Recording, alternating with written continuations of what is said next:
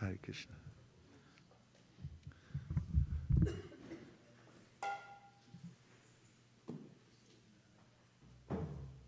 It's rainy.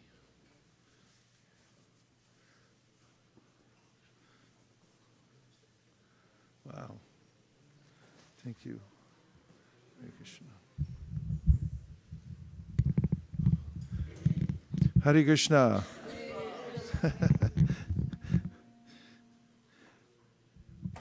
I'm ecstatic to be here, even if it is just for a few minutes. And I've been watching in on you, doing the yeoman's work, expanding the Krishna consciousness movement. Thank you very much. And tonight we're gonna look at the Shastras, especially the Bhagavad Gita, and become very anchored to the transcendental knowledge which is coming down from the spiritual world, so that we can continue on the path of bhakti. We'll start with chanting the Mahamantra. Namo Om Vishnupadaya Krishna Preshtaya Bhutale Sri Mate Bhaktivedanta Swami Niti Namine Namaste Saraswate Deve Gauravani Pracharine Nirvishesha Shunyavadi Paschatya Deshatarine Jaya Shri Krishna Chaitanya Prabhu Nityananda Sri Advaita Gadadhara Shivasari Gaura Bhakta Vrinda.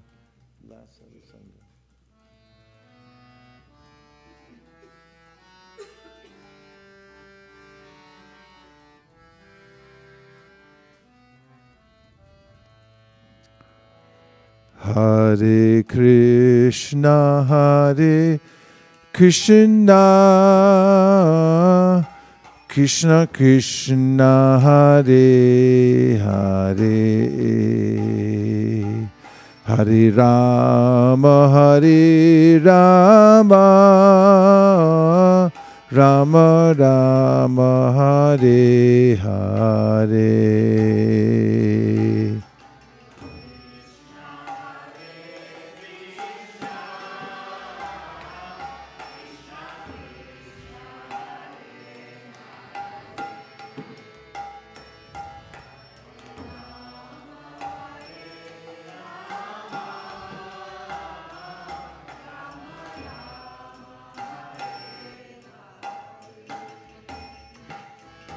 Hare Krishna, Hare Krishna, Krishna Krishna, Hare Hare, Hare Rama, Hare Rama, Rama Rama, Hare Hare.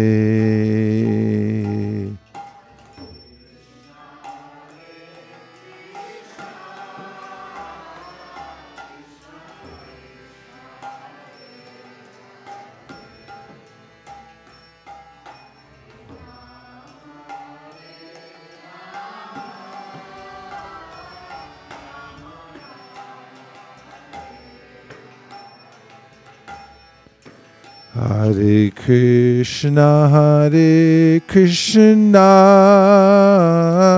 Krishna Krishna, Hare Hare,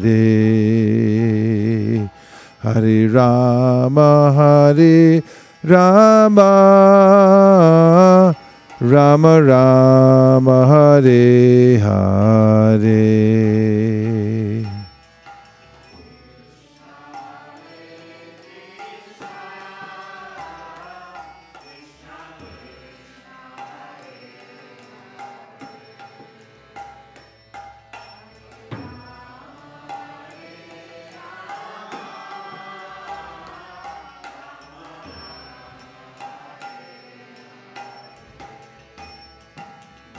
Hare Krishna, Krishna Krishna, Hare Hare, Hare Rama, Rama Rama, Hare Hare.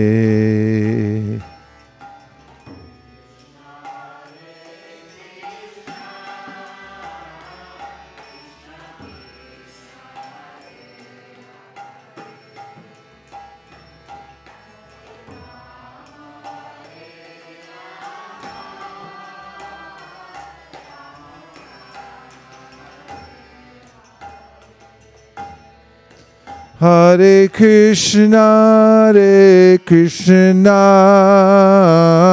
Krishna Krishna, Hare Hare, Hare Rama, Rama Rama, Hare Hare.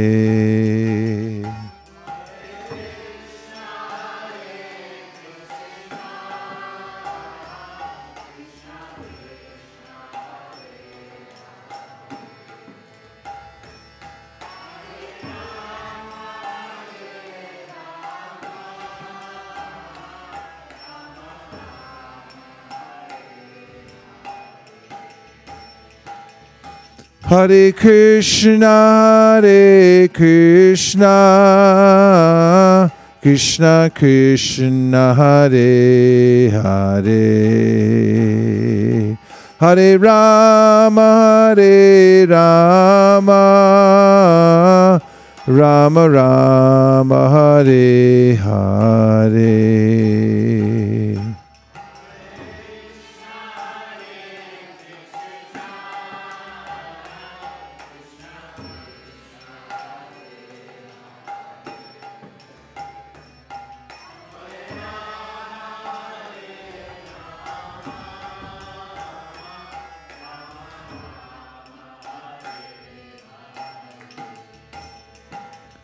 Hare Krishna, Krishna Krishna, Hare Hare, Hare Rama, Rama Rama, Hare Hare.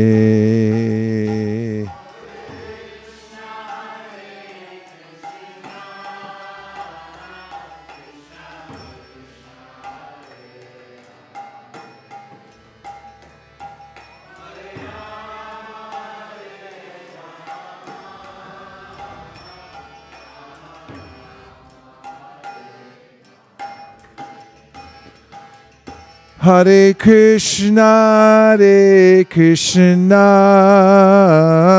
Krishna Krishna, Hare Hare, Hare Rama, Rama Rama, Hare Hare.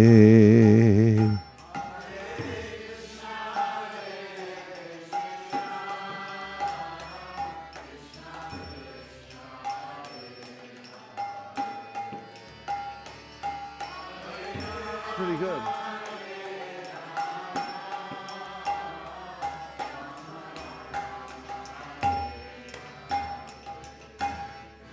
Hare Krishna, Krishna Krishna, Hare Hare, Hare Rama, Rama Rama, Hare Hare.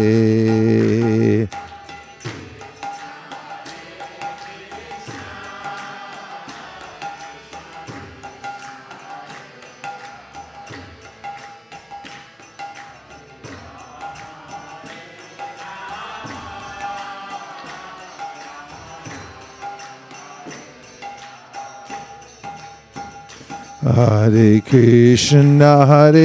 Krishna, Krishna Krishna Hare Hare, Hare Rama Rama,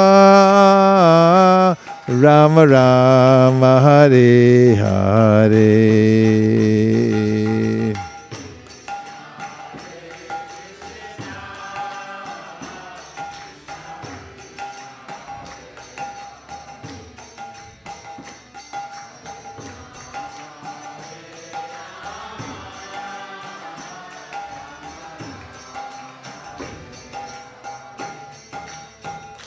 Hare Krishna,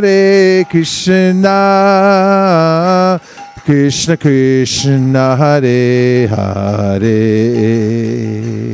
Hare Rama, Rama Rama, Hare Hare.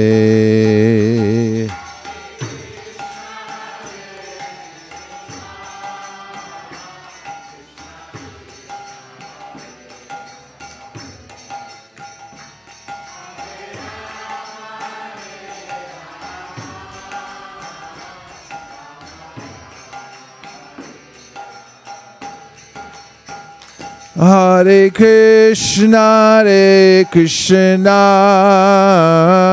Krishna Krishna, Hare Hare, Hare Rama, Rama Rama, Hare Hare.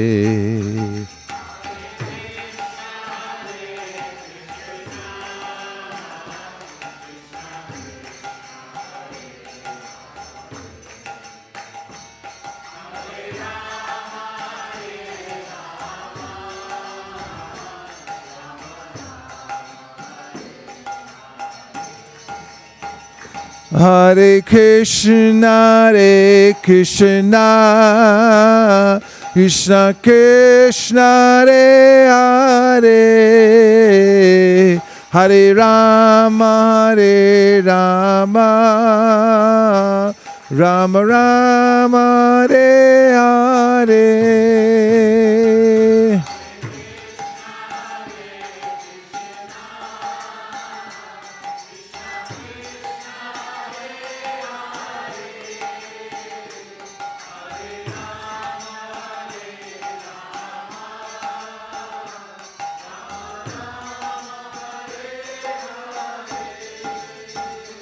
Hare Krishna, Krishna Krishna, Hare Hare, Hare Rama, Rama Rama, Hare Hare.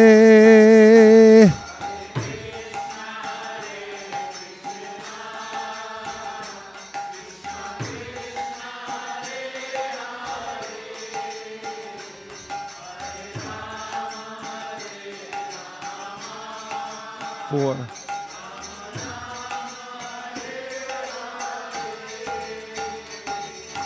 Hare Krishna, Krishna Krishna, Hare Hare, Hare Rama, Rama Rama, Hare Hare.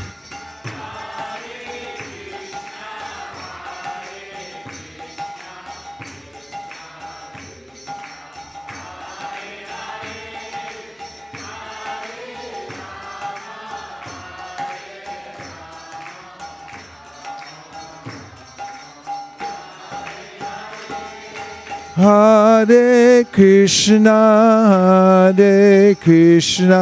Krishna Krishna, Hare Hare, Hare Rama, Rama Rama, Hare Hare.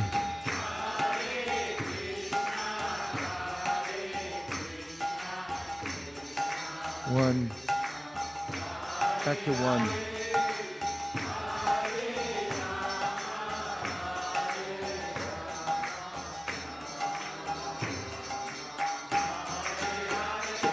Hare Krishna,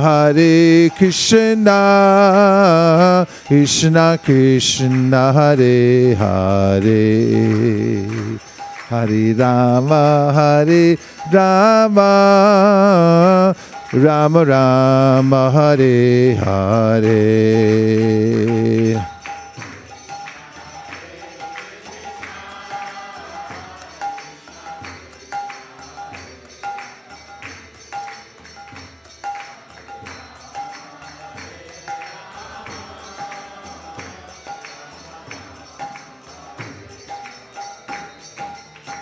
Hare Krishna,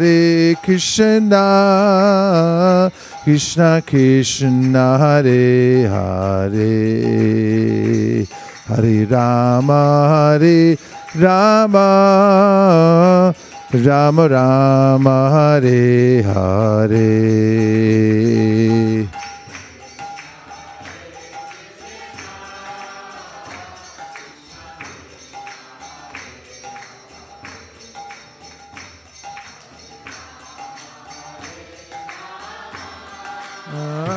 Rama Rama, Hare Hare. Gaur Premanande, Nitai Gaura Haribo, Haribo, Haribo, Nitai Gaura Haribo.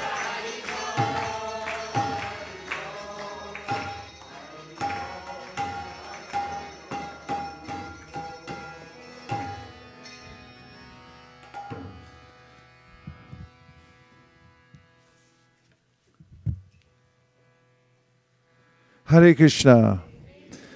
We're very fortunate to be here in this sublime atmosphere. It's the kind of environment that engenders purification or brings love for God. Purification naturally leads to a realization of the finer sentiments that are our nature. So, Srila Prabhupada writes in the beginning of the Bhagavad Gita that, this is a beautiful garland, by the way. It's a real work of art. That one must transfer one's attention from material literature to spiritual literature. And I was listening the other day to Mula Prakriti Dasi. She's was one of the great book distributors back in the 1970s. She passed away, and some years ago, before she did, she left extensive memories of her talks with Srila Prabhupada, which were quite a few. Prabhupada spent a lot of time in Los Angeles, and that's where she was based.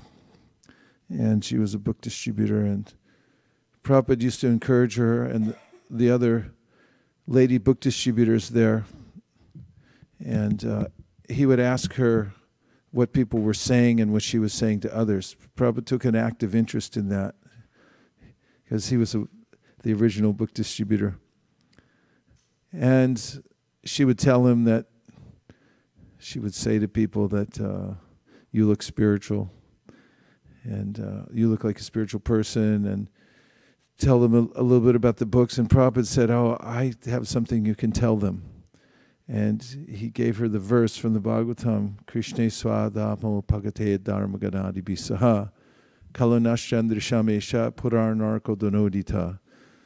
He said, you tell them this verse, that this Bhagavatam is as brilliant as the sun and has arisen just after the departure of Lord Krishna to his own abode, accompanied by religion, knowledge, etc. Persons who have lost their vision due to the dense darkness of ignorance in the age of Kali should get light from this Purana. He also, in the course of talking to her, told her that we want to popularize transcendental literature. Popularize transcendental literature. He said that's for the good of human society. Because humans are apt to take in knowledge of all kinds, it depends on their identification. Everyone, according to their identification, gets motivated in a certain way because the soul is naturally motivated. Krishna says, Nahi kashchit shanamapi jatu tishchatya karma krit karyate hyavasha karma sarva prakriti jargunai. Soul has some impetus. If you look anywhere, any living being is moving and creating, because that's the nature of the soul. However, according to our identification, we move and give our energy in certain directions. And if I identify with body, then I give all my energy to the body. And it makes a lot of sense, if I think I'm my body, to try to make a permanent settlement here in the material world, and to also take care of the body in the best possible way. If that's actually who I am, doesn't that make logical sense? And therefore, Chaitanya Mahaprabhu said that it's especially important to orient oneself properly, because you're not the body. You're actually a soul within the body. And if you misidentify, then your motivation and energy will go towards taking care of something that you're not. So we'll talk about that tonight. But first, I offer my respectful obeisances to His Divine Grace, A.C. Bhaktivedanta Swami Prabhupada, who started it all back in 1965 in New York City. And to all of you, because you are Vaishnavas and therefore the most worshipable in the three worlds. Hare Krishna. And if somebody could bring me a Bhagavad Gita, I'll be eternally grateful to you. It feels a little barren here without a book, even though I'm going to read from the screen. I was thinking about Prabhupada when we were traveling recently, because when you're home, you get what you want, and when you travel, you get what you get. Of course, when you're with devotees, it's always very compatible and beautiful, but I was thinking about Prabhupada. Prabhupada was satisfied living in Vrindavan in a simple environment, Rupa Goswami's temple. And when he came to America, he stayed in all kinds of different places with the prime motivation of establishing Krishna consciousness on the order of Lord Chaitanya Mahaprabhu and his guru. But it requires some austerity, that is, living in places that you're not used to, where you don't have privacy and so forth.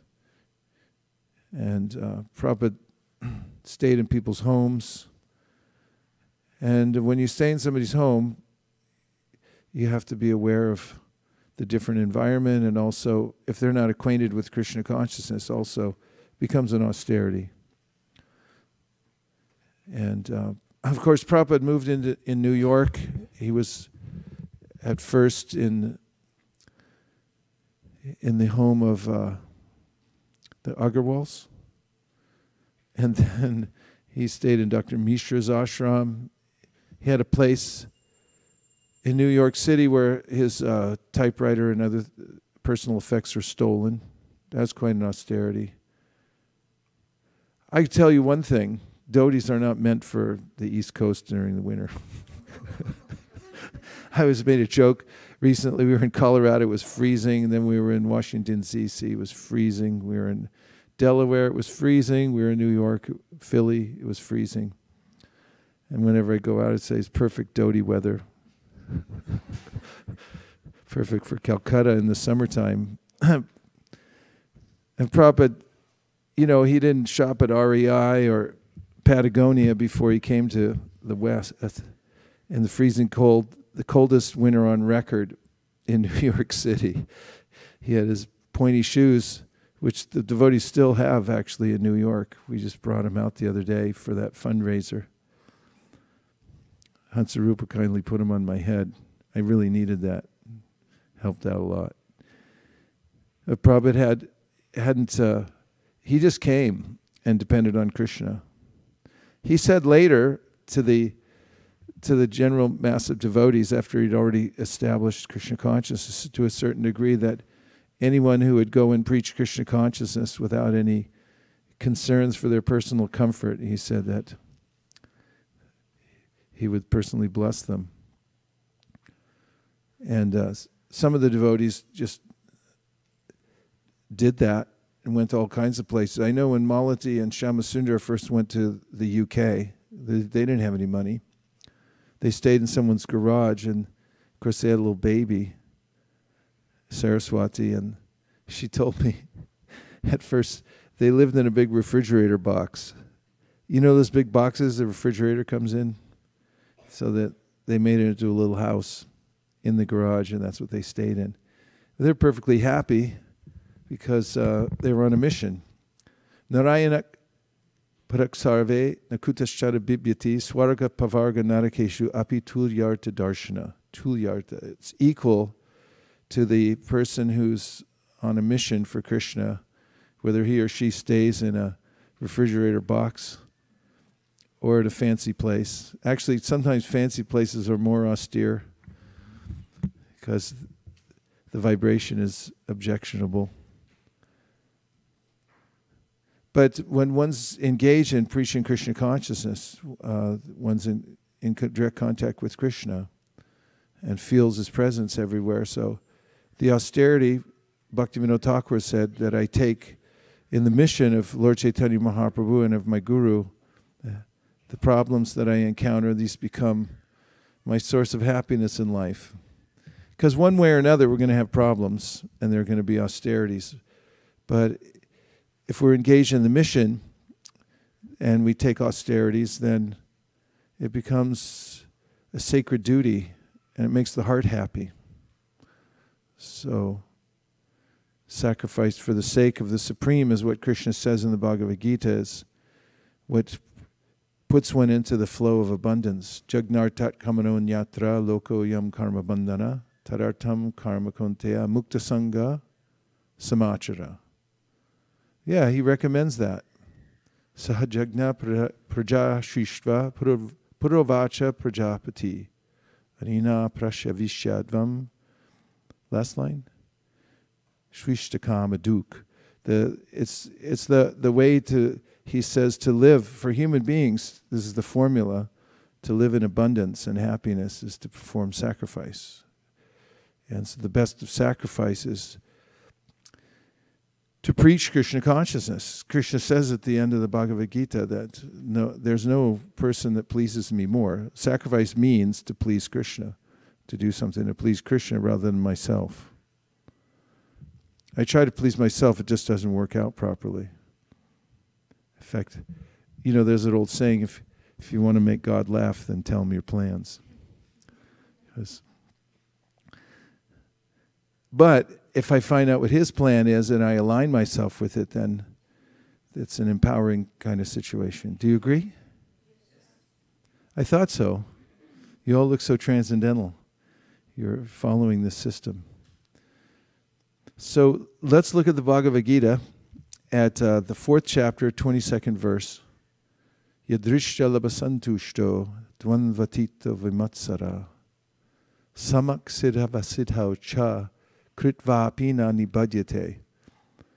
So let's look at the word for word. This is a word that comes up a lot throughout the teachings of the Bhagavatam. Yadrishcha, everyone say. Out of its own accord. Did you ever have anything come of its own accord? Like what? What?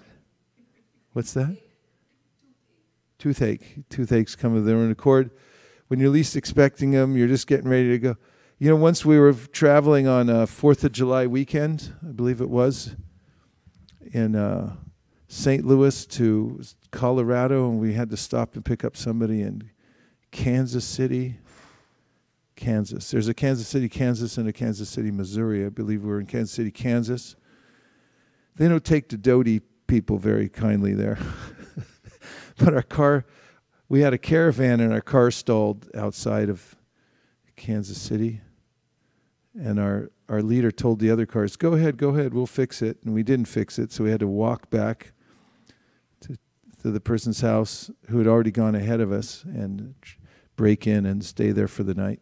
But on the way there, anyway, the point was, We weren't expecting it.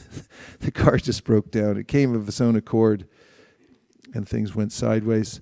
Sometimes, did you ever get money of its own accord? It just came? No. Well, wait around long enough.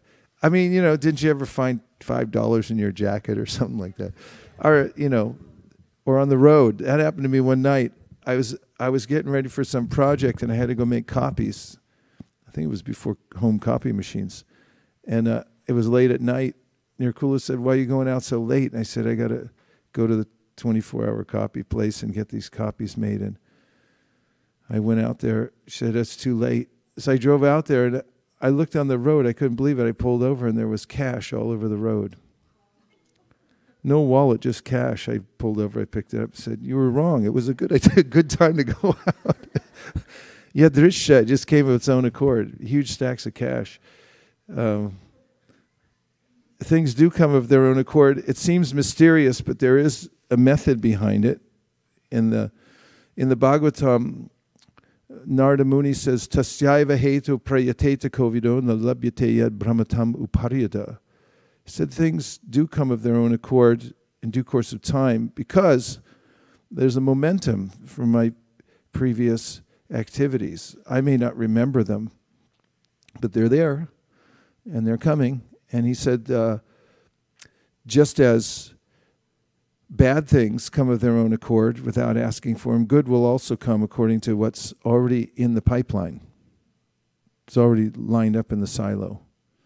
If you use the FIFO method, first in, first out, or the FILO, first in, last out, that the things come in the order that they're lined up karmically, they're going to come of their own accord. So this is an important concept to remember, that things will come of their own accord. You don't have to try so hard, and that's one of the themes that's in this verse and purport, at least on the material side. And that's the point of Narada's teaching, Tasyaiva hetu prayateta kovido nalabhyate yad brahmatamu parida talabhyate dukkhavaranyata sukham kalena sarvatra gabhira ramhasa. In due course of time, kalena, these things will come. So he said, don't try so hard on the material side, but do try for spiritual advancement, because that's where you can make all the difference. So labha means gain. Everyone say labha. So with gain, santushta, satisfied. So the first line says, this is Krishna's recommendation. It's a practice. As you know, in the 17th chapter of the Gita, Krishna says that satisfaction is the austerity of the mind. You have to practice satisfaction. So what does it mean? Yadrishcha labasantushto. Practice being satisfied with those things that come of their own accord. And then the next line says, well, before we go on, that's a concept unto itself, because we're going to go into a couple more recommendations in this verse. But the first one is yadrishcha labha santushto. So practice this austerity of accepting yadrishcha, things that come of their own accord, being satisfied with those things and not trying so hard. So before we go on to the next point, let's just see if you have any questions about that to expand the scope of yadrishcha labha santushto. And it might start with something like, yeah, but what if, or, and that's easy for somebody else to say, but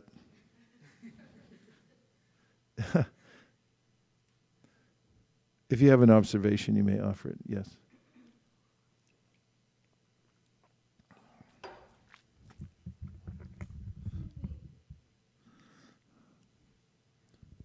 So if we say that everything comes on its own accord, Prabhu, then what about this whole industry of motivational speakers? They say that it doesn't matter, you can get success, like you can get what you want. They're more attuned to karma kandya, which is, karma kanda says that, really, if you do your work properly, that is according to the Vedas, you do the right mantras and do the right sacrifices, then material nature, it's automatically supplies you and aligns you up. That's why, actually, they don't believe in liberation, the Karmakandiyas. They believe that you should stay in the process of performing these Vedic sacrifices all the time, so you stay ahead of the curve and stay on the top of the pile here in the material world. And it's very similar, the motivational speakers. It's one-dimensional. They don't consider the 5 factors of action, headed by the Supersoul. Supersoul is there overseeing and permitting. And there are 4 other factors that are involved. So it's not that simple. Otherwise, of course, their admonition is, meaning the motivational speakers or even prosperity preachers nowadays, you're just not trying hard enough. But lots of people try really hard and don't get ahead. And it's not just because they didn't, meditate long enough on their material desires. It's because there are other obstacles.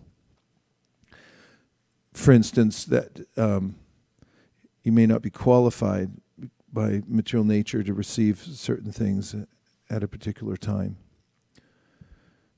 There are other factors involved. Thank you, Prabhu. Yeah. I was just thinking that if we really look at this, if we internalize that everything come of its own accord, I feel that we totally waste our time lamenting for those things that we lose or things that we want, like we hanker so much. Yeah. But the whole 90% of the time goes in that we don't internalize this information that's being said here. Yeah, that's true. Yeah.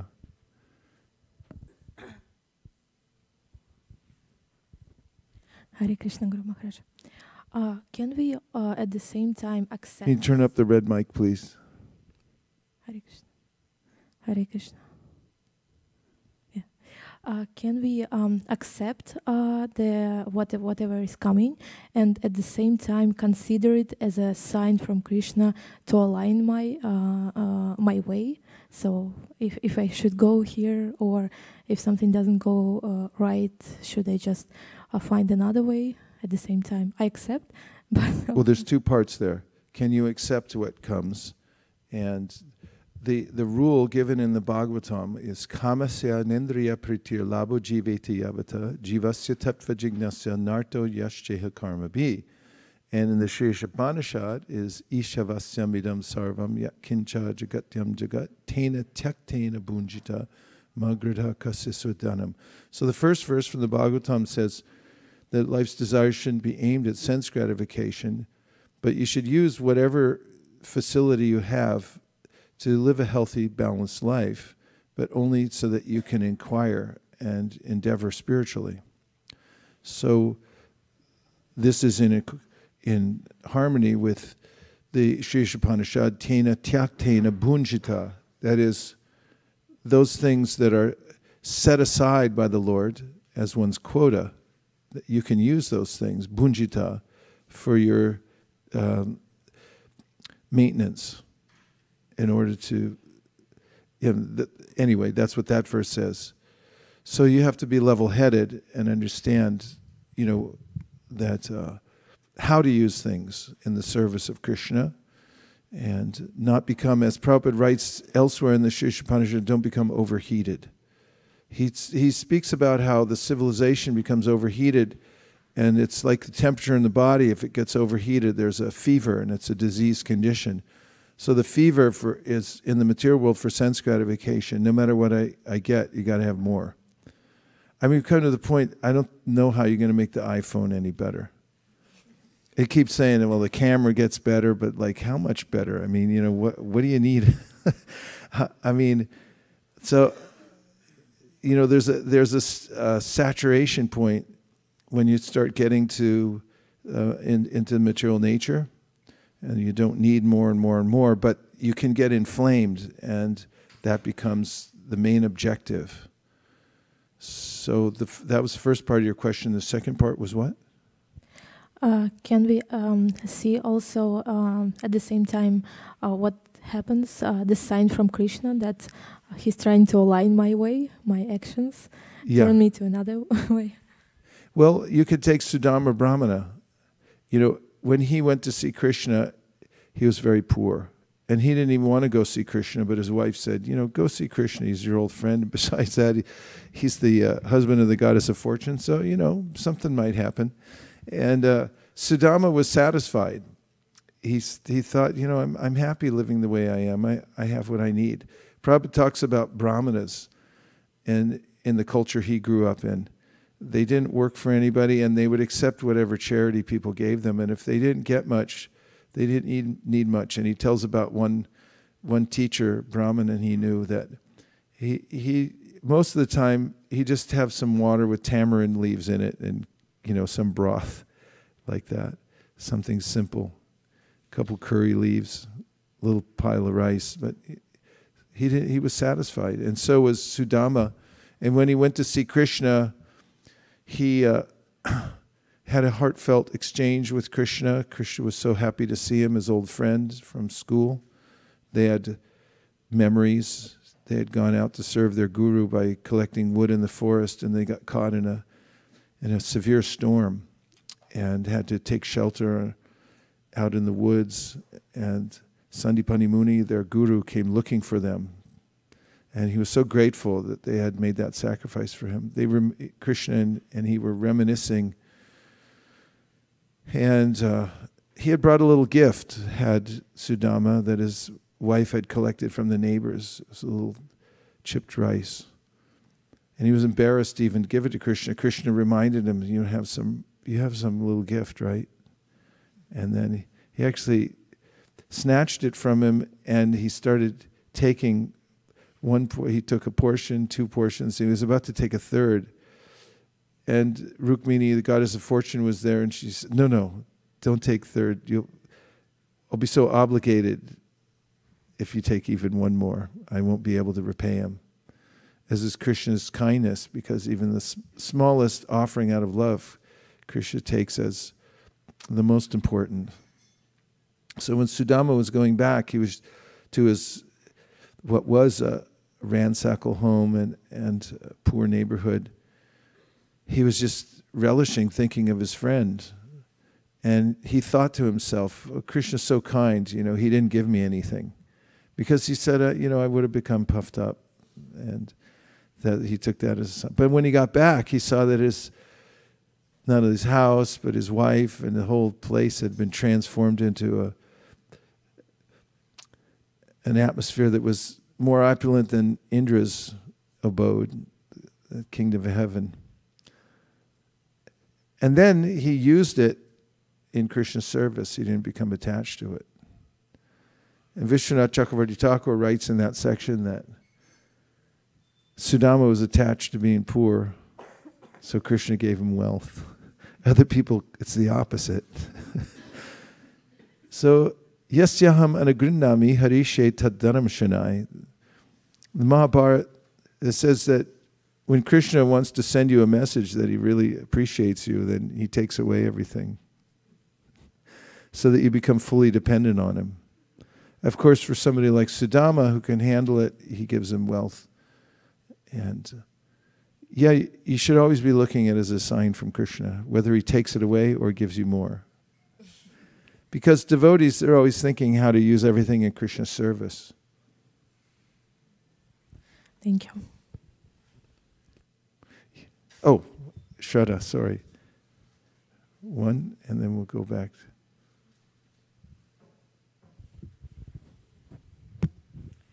So 2 things. One is from the Facebook, a reflection by Bhaktin Kamala Vasant. So she's saying don't try for the material side, but try for the spiritual growth and also practice satisfaction. Yeah, trying from the material side as much as is necessary. That's the direction given in the Bhagavatam and the Bhagavad Gita. It does, when Krishna says perform sacrifice, or he says annad bhavati bhutani, that we live by food grains. Of course, you know, there is a stage of consciousness and acting that is described in the Bhagavatam from the Python man, who literally didn't do anything. He just laid there. And when Narada Muni met him, he said, was it Narada or Prahlad met him? He said, so how did you get so fat? You don't even try. He said, sometimes I'm fat, sometimes I'm skinny. Sometimes things come, sometimes things don't. I don't try for them at all. But in general, Krishna talks about a minimal amount of struggle in order to maintain oneself. Prabhupada advocated for that also, that if you live a standard of life that is closer to the natural order, just growing some things and living on the land and so forth, you work. You have to work, but not so hard.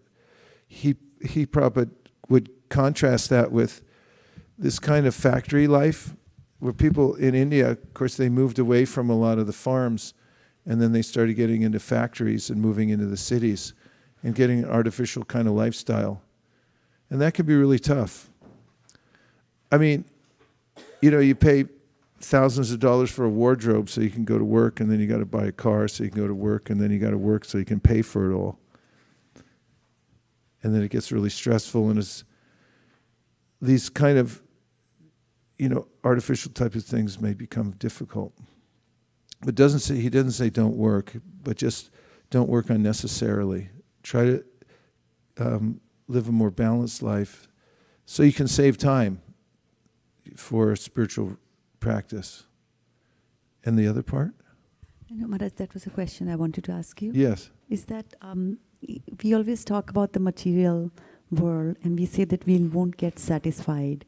For example, if you take a gulab jamun, then next day again you want to have it.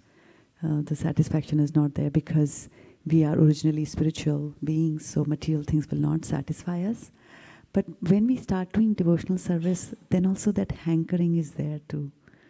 Like the names of the Lord, chanting the names of the Lord. So a person says, I want to have millions of ears and millions of tongues. So how to understand that part? Well, of course, if it's a Maha Gulab Jamun offered to Krishna, it's a little different.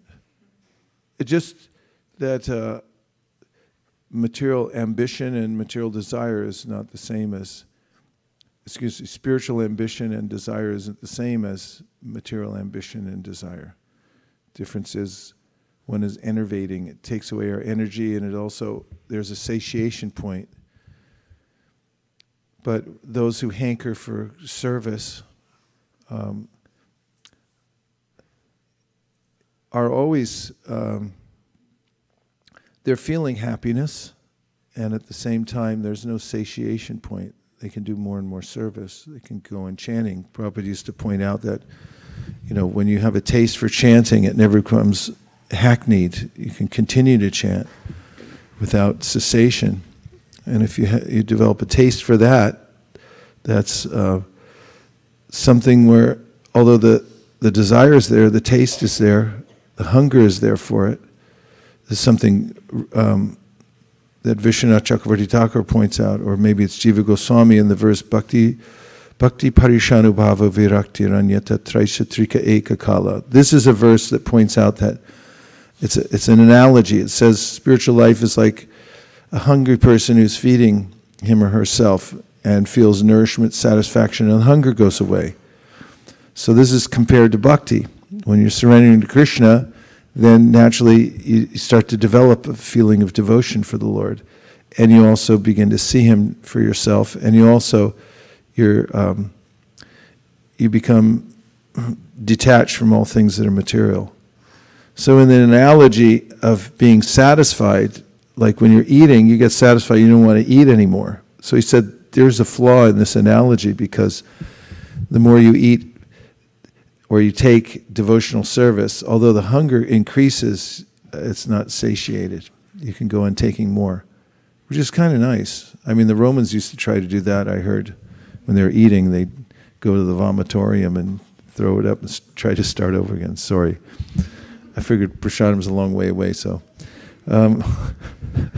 just erase that image.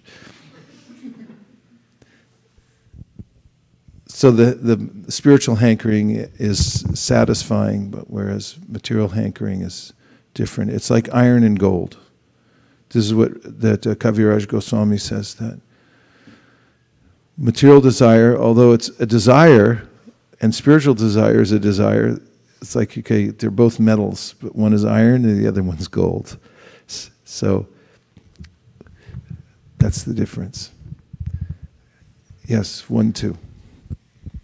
Hare Krishna. Hare Krishna. You had started, this lecture had started out with the comment about switch to spiritual literature instead of material literature. Yes? So the question is, if there's things that are coming up in our life, and for example, if we're trying to understand like the 4 regulative principles by encompassing like mundane literature, for example, I'm reading a book called The Biology of Desire, and it's looking at addictions.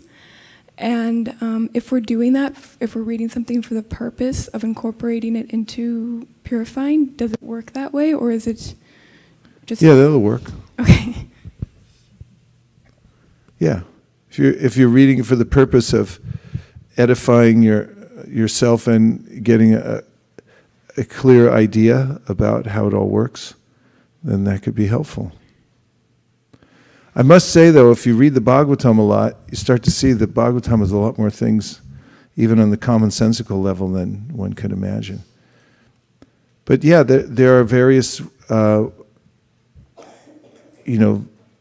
phenomena that you can observe, and when you connect it to your spiritual practice and see how it's related and how it supports the principles that you're practicing, that can be helpful as well.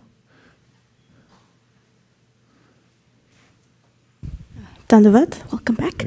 I was wondering about, Sudama is detached from material life, but Rukmini, you said Rukmini Devi, Srimati Rukmini Devi, she sees this obligation to pay back because she's Krishna's servant, right? And so for those of us, not maybe those of us, me, people who are really deeply entangled in the material world, and like we're still like doing we don't really have, I don't really have like the adhikar to say that I'm renouncing things now. Is it reasonable to say, well, if I see that there's a devotee over here who maybe has some needs that are not taken care of yet, I'm not going to just sit around and wait for Krishna to take care of them if I have the opportunity to do that, right? Like I should try and do that kind of myself if I have the ability, right? You want to help the devotee, you said? Yeah, so say I see that a devotee is like Sudama, like say, someone was Sudama's neighbor. Yeah. Like Sudama's neighbors, like they did their best to help, they were probably poor too. But that's what they should do, correct? They shouldn't just be like, oh, we're poor, you're poor. Krishna will either help you or he won't. Like, isn't that part of our obligation to, like, how we can serve Krishna in the meantime while we're still disentangling ourselves? Well, you could always do that. There's no harm in serving the devotees. In fact, it's one of the best ways to please Krishna is to take care of his devotees. And, of course, the culture of giving is there in the Upadeshamrita. Dadati pratigunati kuyamakyati prachiti bhunkte bojayate chaiva shadvidam pratilakshanam. Feeding the devotees, bringing them prasadam. Once we went down to Hyderabad. Did this die sometime? It went down, I think. Anyway, we went to Hyderabad and we're taking the train back, all of us on the yatra, back in 1975, I think. And Puri Maharaj, Vaibhav Puri Maharaj had prepared puris for everybody on the train. Hundreds of them, big baskets. And he had them loaded on the train for all the devotees. So we were kind of hungry, moving around India. And we were all appreciating that we got puris from Puri Maharaj. That's what advanced devotees do, is they look out for other devotees. This is very recommended. In fact, in communities in ISKCON where devotees have this culture where they're looking out to help other devotees, devotees notice that they're being supported and they become more enthusiastic. I know in Denver, Colorado, there's a team of devotees that are just working full-time, well, not literally full-time, but that's their focused service, is to see how to help devotees. There are some devotees that community became elderly and then couldn't even go out of their house. And so these devotees, one of them found out how to get funding from the local government for people who are in that condition, and also would regularly go there and make sure that they were taken care of and getting what they needed and so forth. And this is a great service to perform for others and to help them in times of need. Can I just say Jai Denver? That's my home. Jai Denver. Yeah, several communities are like that. The caring for devotees is a very important service, and it holds together the community quite well. Niranjana Swami has written a book about devotee care, and he has worked a lot in areas where he oversees communities to institute it. And when he was in Japan recently, he gave a talk. The devotees wanted him to talk about devotee care and how to form a system for devotee care. And he said, well, there's many systems. He said, but the main thing is you actually have to care. He said, if you have many systems, but you really don't care, then they won't work very well. They're just on paper. So we should care about devotees. We should care about everyone, care about all living entities. Krishna says in the 11th chapter of the Gita that one who's a kind friend to all living entities is very dear to me. And that Vaishnavas are like that. Prabhupada used to see, there was a bug in his room. He asked his servant to take it out, put it on a leaf so he could have something to eat. Devotees have compassion, so they're thinking about how to do good for others. Chaitanya Mahaprabhu praised Murari Gupta because he said that you're a doctor. You take care of people's physical ailments, but you also cure them spiritually as well. So that's nice. Prabhupada, when he was getting ready to leave the world, he was emaciated, he wasn't eating. And when some of his disciples would come to see him from far away, they'd come in and offer their base to Prabhupada, and Prabhupada would ask them, did you get prasad? Did you get something to eat? Prabhupada couldn't eat, but he cared more. Chaturvidha Shri Bhagavat Prasada Swadana Triptan Haribhakta Sangan Kritvaiva Triptim Bhajatak Sadaiva Vande Guru Shri Charanaravinam. That's a Vaishnav's always compassionate, caring how other people are doing. He or she's not so concerned with his or her own state at the time. It was more concerned, are the devotees getting prasad? Are they being taken care of? Are they happy? So that's the preoccupation of the Vaishnavas, to make sure that other devotees are taken care of. Is that all right? Okay. Yes. You can keep it back there because we'll have one back there up here. So Maharaj, this is from the time when you had asked about that, do you have any things come of their own accord? And so there's a very interesting answer here. Any things that come of their own accord? And there's an interesting answer, okay. Like Shamlangi had the toothache, right? So I'll tell the person later. One day when I checked my mails, I found I got a check from Google long after I left the company. It was for some class action lawsuit that benefited employees that worked during a certain time. Completely came on its own accord. Came on its own accord. You weren't expecting it. Yeah. This is Govind Charan Prabhu. Well, he definitely deserved it. Okay, so So yadrisha labha santushto. So this is something that one could practice, one could meditate upon. From a philosophical point of view, we could observe that things are coming anyway that I don't like of their own accord. And why try so hard then for things that I need? I do my level best, but don't overextend and become overheated. Be satisfied. And then the next line says, Dvandva tito. Please say. Vimatsara. So dvandva means duality. It means seeing friends and enemies, good and bad and so forth. And atitaha means to surpass. And vimatsara means free from envy.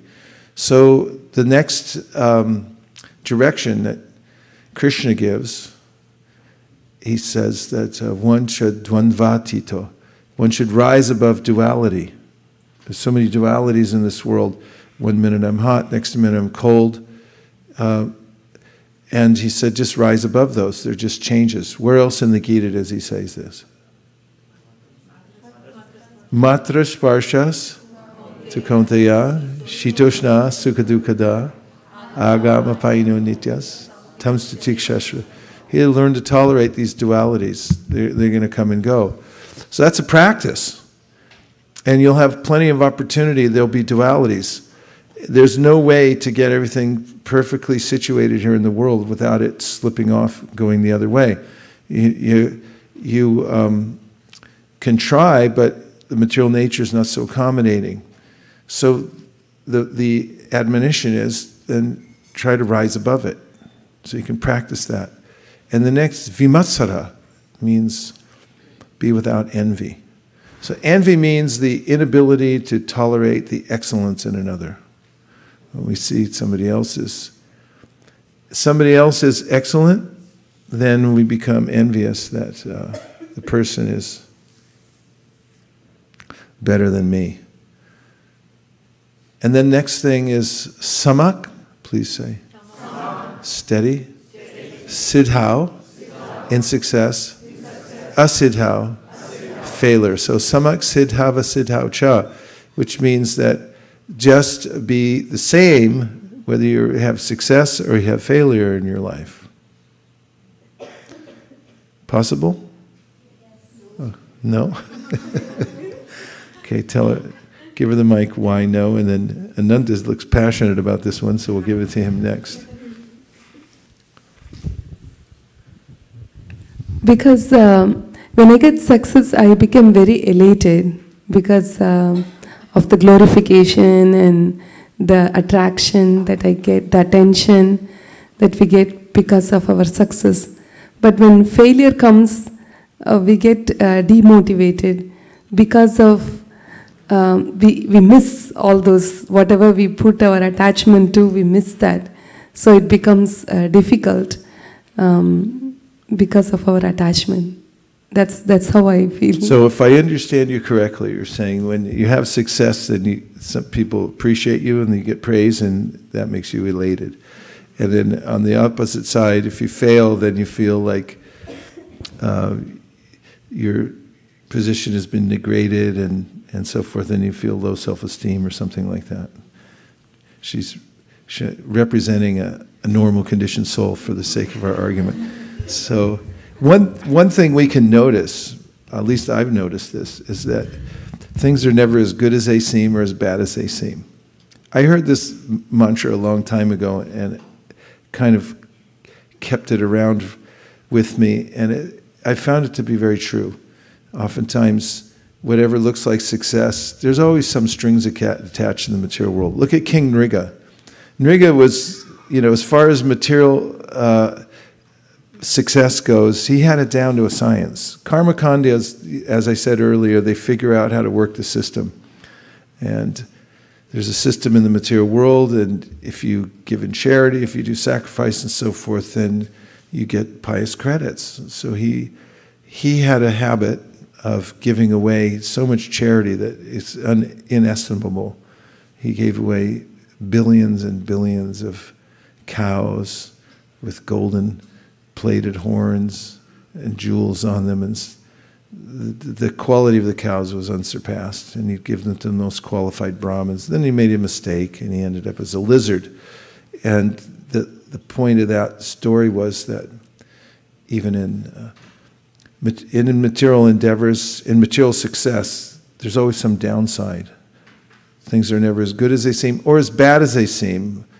Oftentimes, success or failure comes, and I think, oh, it's the end, but then there's a silver lining behind it. And the opposite is true too. Along with some success, then some burden comes. Material success means I got some success. Look at people who achieve things all the time. Oftentimes, you find this, that people are famous for their success. They become neurotic, and many times they commit suicide because they can't handle the burden of the success. They get diseased? Yeah. But I'm talking about psychologically, they become out of balance, because one of the feelings that sometimes people have when they become very famous for the success is, I don't deserve this.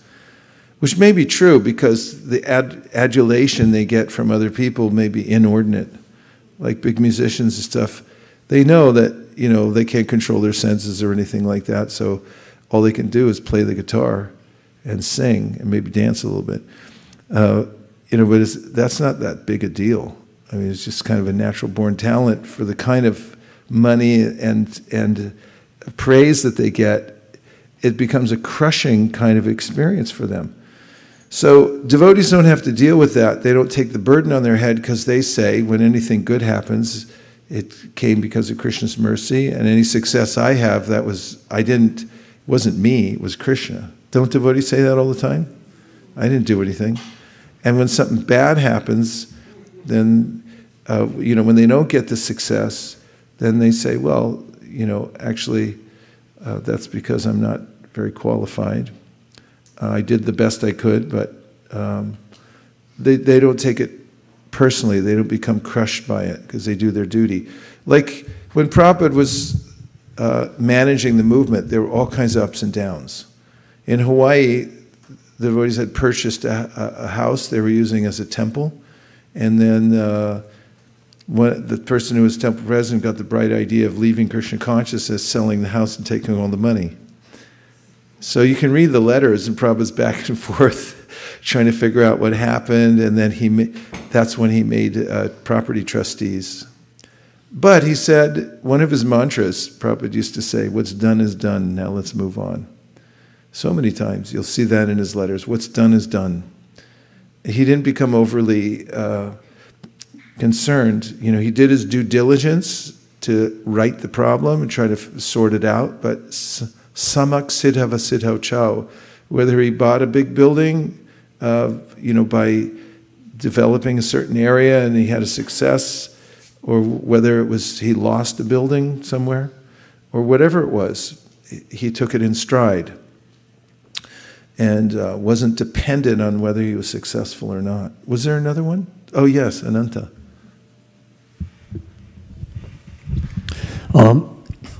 What's the point, you know, to do this? Because if you're trying to, you know, stay equipoised in happiness and distress, I mean, what I'm trying to understand is it basically because these are emotions that are tied to the body, the material body, and that's why taking this, making this practice a priority, is that why it's important? Because, I mean, people have emotions, you know, so it's hard not to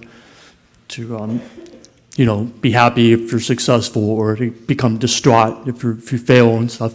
So, is it because we're within this body and these emotions are attached to the body? We have to try to develop the mindset that spiritual mindset, and that's what the whole idea is. Do you understand the question? I understood the question and your answer to your own question. And the answer is yes, because we are naturally, it's natural when born into the material world to identify with the body and mind. And someone asked the question, are you satisfied? This is Narada asking Vyasadeva, the 5th chapter, now this has too much gain, you can turn it down just a tad. He said, are you satisfied identifying with the body and mind as the self? He had just written the Vedas, and he asked him that question. That's pretty good. And then he said, whatever you desire to describe, which is separate in vision from the Lord, simply acts with different names, forms, and result to agitate the mind like a boat on water is agitated by the wind. A boat on water which has no resting place is agitated by the wind. And yes, the goal of yoga is to calm the mind and be able to fix one's determination, Stitadir Muni Uchite, to become a Stitadir Muni. Means the mind and senses are fixed. Could you find me that verse, please? Stitadir Muni. Huh? No, that's before. That's 2 or 3 verses before Stitadir Muni Uchite. Dukeshvanu Vignamanaha, Sukeshu Vigataspriha, Vitaraga Baya Kroda, Stitadir Munir Uchate. Let's look at that really quick, because this verse tells what the result of these kinds of practices are. So that'll be 256? 50 what? 256. Thank you. Okay, so Hare Krishna, Krishna Krishna. We're going on Google? Oh. There it is. Dukeshvanu Vignamanaha. Keep going down. Translation, please. One who is not disturbed in mind even amidst the threefold miseries, or elated when there is happiness, and who is free from attachment, fear, and anger, is called a sage of steady mind. And here's the purport. The word muni means one who can agitate his mind in various ways for mental speculation without coming to a factual conclusion. It is said that every muni has a different angle of vision, and unless a muni differs from other munis, he cannot be called a muni in the strict sense of the term. Na savrashir yasya matam nabinnam, Mahabharat. But a Stitadir Muni, as mentioned herein by the Lord, is different from an ordinary Muni. The Stitadir Muni is always in Krishna consciousness, for he has exhausted all his business of creative speculation. He is called Prashanta Nishesha Mano Ratantara, or one who has surpassed the stage of mental speculations and has come to the conclusion that Lord Sri Krishna or Vasudeva is everything. Vasudeva Sarvamiti Sa Mahatma Sudurlabha. He is called a Muni fixed in mind. Such a fully Krishna conscious person is not at all disturbed by the onslaughts of the threefold miseries, for he accepts all miseries as the mercy of the Lord, thinking himself only worthy of more trouble due to his past misdeeds. There's a clue in that, the onslaughts. Look up onslaught. Doesn't sound good, does it? I mean, any kind of onslaught, I don't think it's favorable when there's an onslaught. And generally, when one is attached to the outcome, this onslaught continues. Onslaught of the material miseries. Yes. Who's got it? Go ahead. Onslaught means a fierce or destructive attack, or a fierce or destructive attack, or a large quantity of people or things that is difficult to cope with. Yeah, it's difficult to cope with. Its origin is in early 17th century from Middle Dutch. Aanslag, which means blow. A blow. And the change in the ending was due to association with slot, which means slaughter. Slaughter. It doesn't sound good. So the point is, we're facing the onslaught of material desires and the dualities of the material world. And from such a situation, one can't fix one's mind on Krishna. So the practices that we're hearing about, Krishna speaking about, and he mentions them over and over again, are ways in which to become evenly situated in mind so that one can think of Krishna. So I'll just continue and finish the purport. And that is, and he sees that his miseries, by the grace of the Lord, are minimized to the lowest. Similarly, when he is happy, he gives credit to the Lord, thinking himself unworthy of the happiness. He realizes that it is due only to the Lord's grace that he is in such a comfortable condition and able to render better service to the Lord. And for the service of the Lord, he is always daring and active, and is not influenced by attachment or aversion.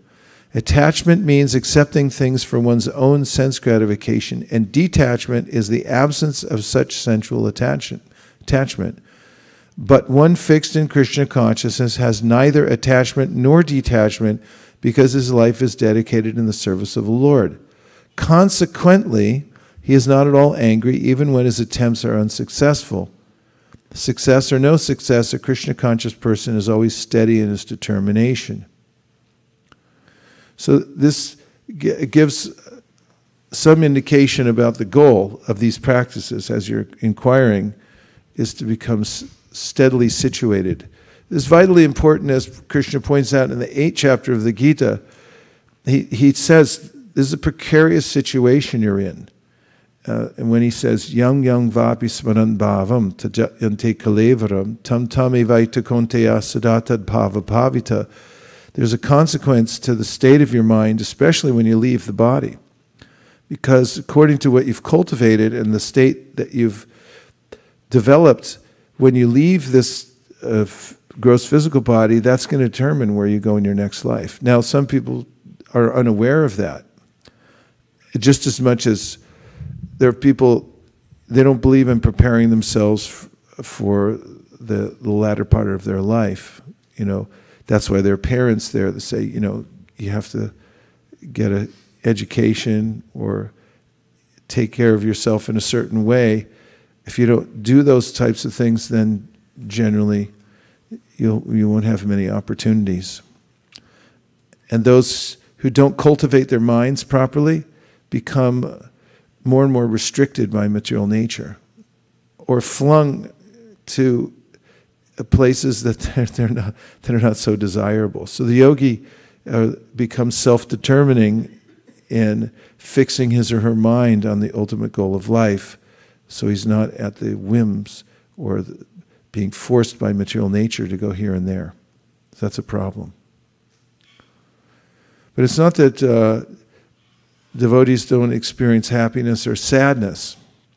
As we'll note, Yudhishthira, after the Kurukshetra battle, was disconsolate because of all the death and dying. And so there's a way in which the devotee may be affected by the ways of the movements of the material world, but such a devotee knows how to process it properly. And Krishna helped Yudhishthira at that point and took him to Bhishma. Of course, it was part of the desire of the Lord just so that Bhishma could be glorified and speak to Yudhishthira at the end. But the fact is that Yudhishthira was upset. And when he went to Bhishma Dev, Bhishma explained to him many of the same principles that Krishna is talking about here, about the ways of time. The eternal time is moving through everyone's life. And you have to see it as the hand of the destiny as the Lord speaking to us. You were going to make another comment. Thank you. That makes a lot of sense. Oh, good. So it's something that's just with practice, spiritual practice. It just eventually it's a gradual thing. It's become steady and satisfied with good and bad. Right? It's not like it's going to happen overnight. You have to practice. You do have to practice, and you'll find when you're in adverse situations, then you practice in adversity, and then you'll see that you can develop strength. That's one of the reasons I mention, and oftentimes, and I wrote in my book about how going out on book distribution exposes you to all kinds of situations that you normally might not be in. You put yourself in harm's way sometimes, or sometimes there's situations where you have to deal with difficult people or situations, and you have to learn how to tolerate certain things in order to do your service. Everybody does. In order to cook in the kitchen, you have to go in even when it's hot. It's not the place you want to be when it's really hot, but you tolerate and you do your duty. And when you do that, Krishna says, Mamcha yo vyabhicharena bhakti yogena sevate sagunan samatitai tan brahmabhuyaya kalpate. You're steady. You're not being pushed around by the whims of your mind. So he said, if you continue practicing devotional service, even amidst the various changes in the material world, then you'll rise above the three modes of material nature. And that's the purpose of the human form of life, is to achieve that transcendental position. And so yogis have to learn that process of tolerating siddhau and asiddhau, whether it's a perfect situation or a very imperfect situation. Samak, you may remain the same. Just like if you work in a bank, money comes in and goes out, but you don't care because it's not your money. Because your job is to handle it. Your job is to take the money in. Somebody gives you $100, you put all 100 in the till. You don't put 99 in. And when they ask for money, someone comes in and says, give me $1 million. You're not morose because you're like, I just lost $1 million. Because it's not your money. So this is called sanity, because that's actually the situation. In our own lives, there's a way that devotees they don't remain attached. The other night we did a fundraiser in New York, and people were handing us,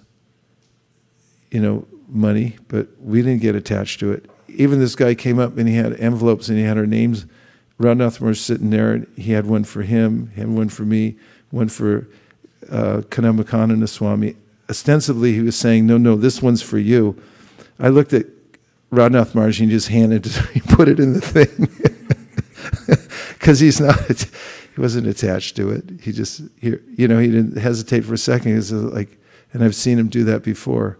He collected all kind of dakshina and he just handed it over, and he goes, that's a lot. He goes, it's Krishna's.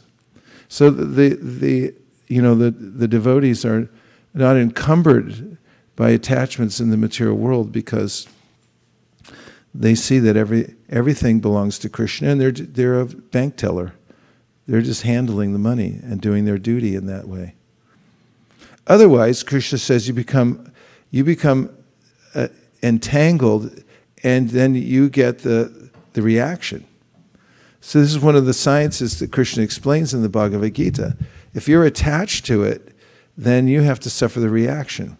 You may enjoy it, but then later on you have to suffer the reaction from that. Therefore he says, Brahmanyada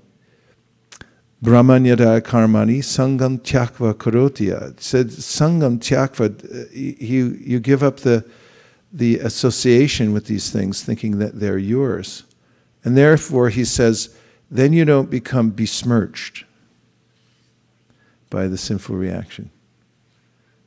I think we looked that up before, besmirched. Yes, Prabhu. You look satisfied, Ananta, so we'll move on to the next one. You look samak, siddhava siddhaucha, equal in happiness and distress. First of all, I will express my gratitude for taking time for us to enlighten us after your travels. Thank you so much for that. Thank you, Prabhu. Hare Krishna. My request is, if you can correct me or explain a little bit more of being steady in this situation, particularly where people get satisfied with less endeavor in case of success, or do not try to improve their self, be it, doing some service, or students, if they say that, I have less marks, I'm study, doesn't matter, I don't want to make more endeavor. So how do we, take steadiness in that scenario where, somebody... Well, the case of devotional service, The devotees, like we have a motto here at ISV, always better service, right? And the devotee's always thinking about how to improve service, how to refine it, because it's for Krishna's pleasure. When it comes to our material duty, there is some sense that one shouldn't over-endeavor. However, if the case is that in order to, devotees, one of the qualities of devotees is daksha, which means expert. So a devotee is expert in the spiritual realm and also in the material realm. And however, there is a slight differentiation, because when it comes to personal maintenance or maintaining the family and so forth, fifth canto, please. Fifth canto, 5th chapter, 3rd verse, please. Is 5th chapter the Rishabhadev? 553. Eva Mayishe Krita Sauridata. 555? 551 is what I want? No. I don't want Nayam Deho Deho Bhajam Nriloke. I don't want Parabhavas Tavara Bodhajato either. If you give me the book, I'll find it. It's right in the neighborhood. This verse explains the Kapiladev here, Rishabhadev obviously, is explaining the mood of a householder. And he says, 553, Yeva Mahishe Krita Sauridharta Janeshu Deham Bharavartikeshu Griheshu Jaya Majarati Matsu Napriti Yukta Yavad Artashaloke. Those who are interested in reviving Krishna consciousness and increasing their love of Godhead do not like to do anything that is not related to Krishna. They're not interested in mingling with people who are, that's a good word, don't mingle with people who are busy maintaining their bodies, eating, sleeping, mating, defending. They're not attached to their homes, although they may be householders, nor are they attached to wives, children, friends, or wealth. At the same time, they're not indifferent to the execution of their duties. Such people are interested in collecting only enough money to keep the body and soul together. So this is the balance. In material duties, one keeps enough money to keep the body and soul together. And there is a way in which to become, and I keep using this term, overheated when it comes to material maintenance, because there's a certain balance there, and you can get into it too much and get distracted from your spiritual practice, and therefore this standard is, does it keep my body and soul together? You have a right to keep, as a householder, enough to live at a healthy standard of life. And you also have a right to put some aside in case of emergencies. And however, if you get into the mentality that a lot of people are in, I'm not happy, I only have $10 million. My neighbor has 20. And this is something that Devamrita Swami did a lot of research on when he was writing his book. There is actually a phenomenon that is universal. See, numbers keep going upwards to infinity. So there's never a point at which you're going to get enough money and you're going to say, unless you're a devotee, and you say, that's enough. It doesn't work like that. If you get $10, then you think, like, why not 100? If you get 100, why not 1,000? 1,000, why not 10,000? 10,000, a million, a billion.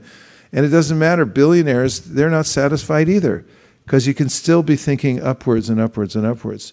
So that agitates the mind, and it keeps, I was with the devotee when he left his body recently. Actually, not for the actual final change, but right before he was. And he told me my whole life, he made a valiant effort near the end of his life to try to come to full Krishna consciousness. So don't try this. Don't wait till the end and say, I'll just say Hare Krishna. It's really doesn't work like that at all. And he explained that to me, very sincerely. It was a very heartfelt moment with him, when he told me, he said, I've been hanging on to money my whole life. He said, giving up right now, it's really hard. You actually have to practice getting ready for your next life. That's what actually, human life is for. It's a transition. And it's for getting yourself ready to transition into a spiritual body. And if you get too much into the material side, if you get caught in it and obsessing over trying to get too many material facilities, then you get attached to it. And on a subtle level, it's very difficult to give up. You can't just do it all at once. So it's important to practice Krishna consciousness throughout a lifetime and cultivate this feeling of service, using your money and whatever other facilities you have. Of course, your question was about, perfecting your material duties and so forth. This is Bhaktivinoda Thakur as an example. He was extremely expert at his work. One of the reasons he was so efficient was because he was on a mission to go home and write books. and he wanted to finish it up. So there is a way in which if you're inefficient, you waste more time in your material duty. Better to do it right so you have more time later on. Otherwise, if you procrastinate in your material work and people are always on your case and you end up losing your job or whatever it is, then you may waste more time. So a devotee is expert as a service for Krishna so that he or she can save time to do more spiritual work. Thank you so much. Okay. Well, this verse is pretty good, though, right? Yes. It really kind of, it's amazing that Rishabhadev is so articulate on this matter, but obviously it's a universal concern. How do we live in this world and at the same time cultivate spiritual life? And it's kind of commonsensical. And there's a lot of concession there because, as Prabhupada writes in the 8th canto of the Bhagavatam, you have to be reasonable. If you don't have enough sense gratifications, if you're going out of your mind because you don't have enough sense gratification, you're not balanced, you don't have sensual strength and a modicum of, feeling like okay in life, then it's hard for you to practice devotional service. You have to, and everybody's needs are different. Even sannyasis points out in the Bhagavatam, they have a begging bowl and a little staff, and they can become just as attached to those things as a householder does to a house. But then it goes on to say, but of course, usually it doesn't happen as much. But that's a concern that we should be careful about. And now we'll finish the verse, the Bhagavad Gita verse, because I don't think we got to the end, did we? Yadrishya labasantushto dvanvatita vimatsara samak siddhava siddhaucha. Last line, kritvapina nibhadyate. So let's look at it. Kritva, please. Doing. Api, although. Na, never. Nibhadyate, becomes affected. So this is the consequence of a person who practices these directions that Krishna gives here, these disciplines, is that although working, he's not affected by it. Translation is, he who is satisfied with gain which comes of its own accord, who is free from duality and does not envy, who is steady in both success and failure, is never entangled, although performing actions. Purport by Srila Prabhupada. A Krishna-conscious person does not make much endeavor even to maintain his body. He is satisfied with gains which are obtained of their own accord. He neither begs nor borrows, but he labors honestly as far as is in his power, and is satisfied with whatever is obtained by his own honest labor. He is therefore independent in his livelihood. He does not allow anyone's service to hamper his own service in Krishna consciousness. However, for the service of the Lord, he can participate in any kind of action without being disturbed by the duality of the material world. The duality of the material world is felt in terms of heat and cold, or misery and happiness. A Krishna-conscious person is above duality because he does not hesitate to act in any way for the satisfaction of Krishna. Therefore, he is steady, both in success and in failure. These signs are visible when one is fully in transcendental knowledge. So the elements in this verse are important to carry around and apply practically in one's life. And just like with any other discipline, if you practice it, then you'll get better at it. Okay? So now let's bring Satyadev Prabhu up here and we'll have some interviews. Bring him a chair.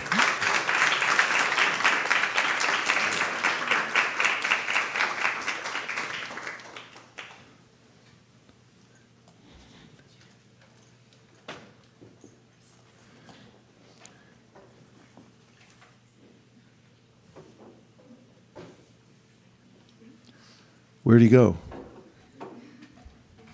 Oh, there he is. Here's Satyadev Prabhu.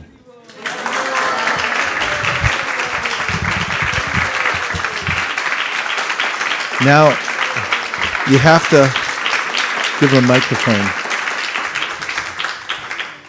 Get him a mic stand and a microphone. It's like a talk show. Mic stand. So Satyadev Prabhu, how have you been lately? Well, as my mother would say, peachy keen. I've been feeling very happy. And I'm glad to be back from my travels and back to sunny California.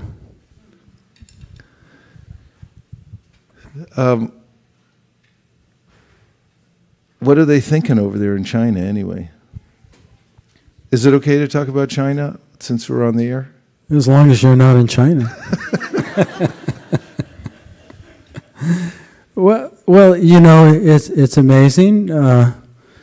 Krishna consciousness, the practice of Krishna consciousness is transcendental to the material world. So Krishna consciousness is going on well there in spite of the onslaughts from the government. Here, you could put that in there.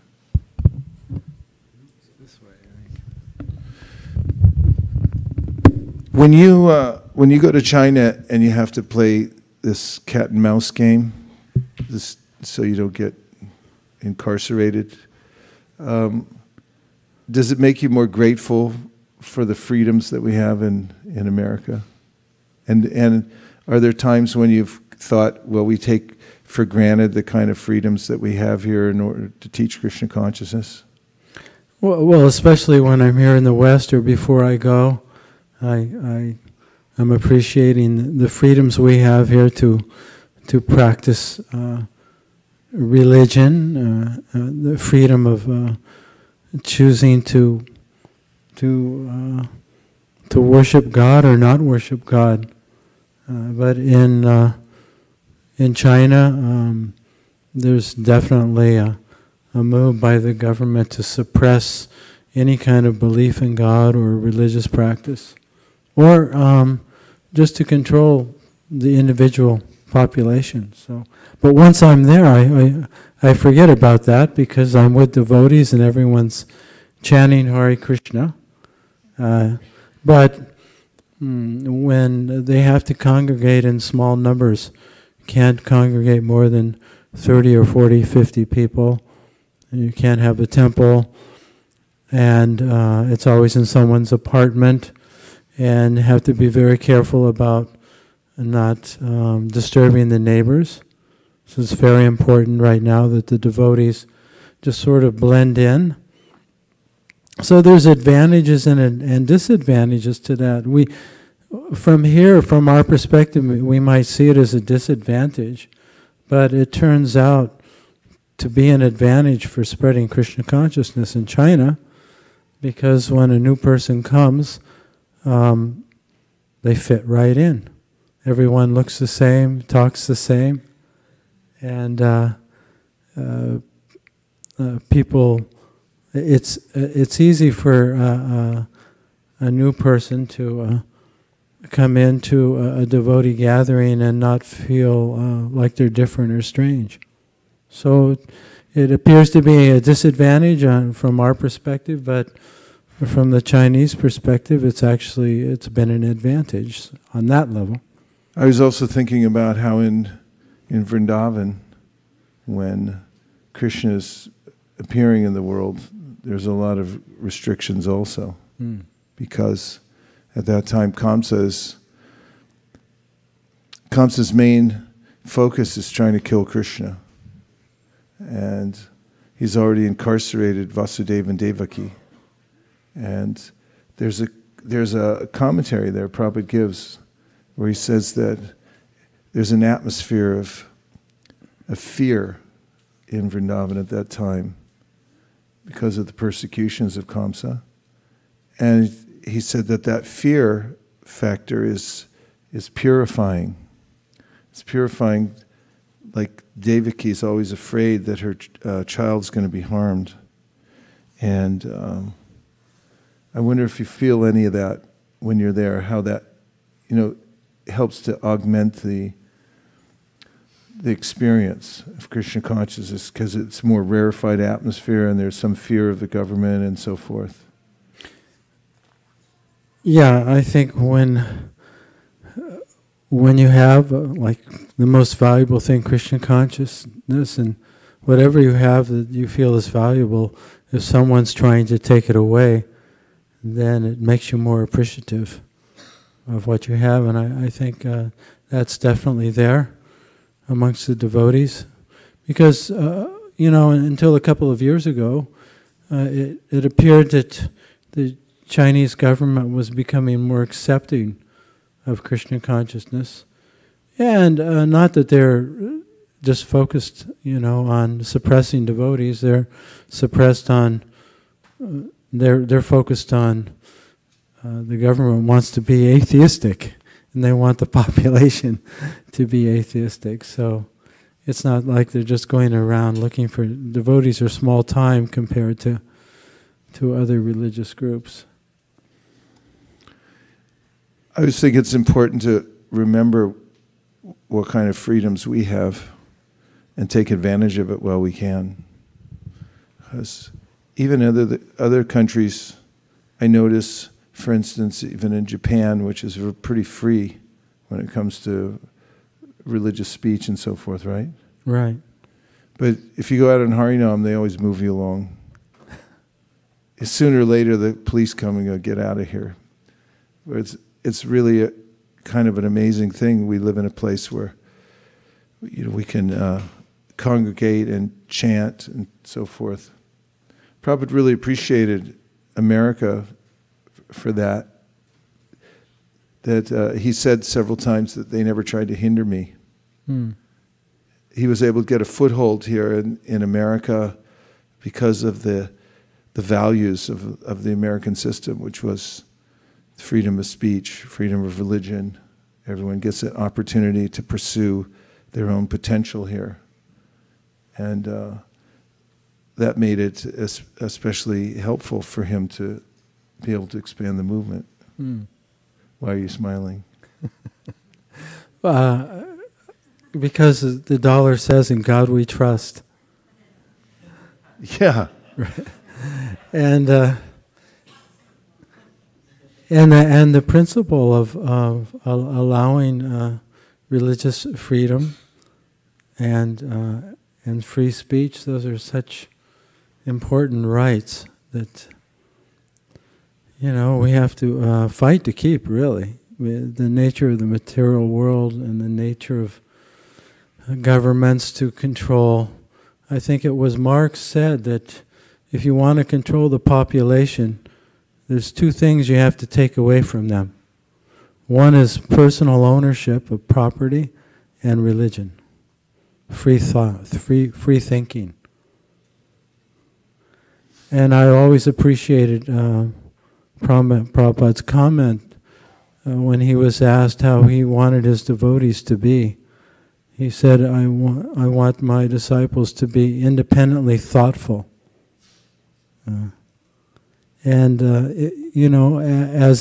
as a group, but also as individuals, I think it's something we have to strive for on a very personal level to always be very conscientious of why we're doing what we're doing and not just mechanically, blindly following things. And now, you'll ask some questions to Satyadeva and myself. Go ahead. Srivas Pandit Prabhu.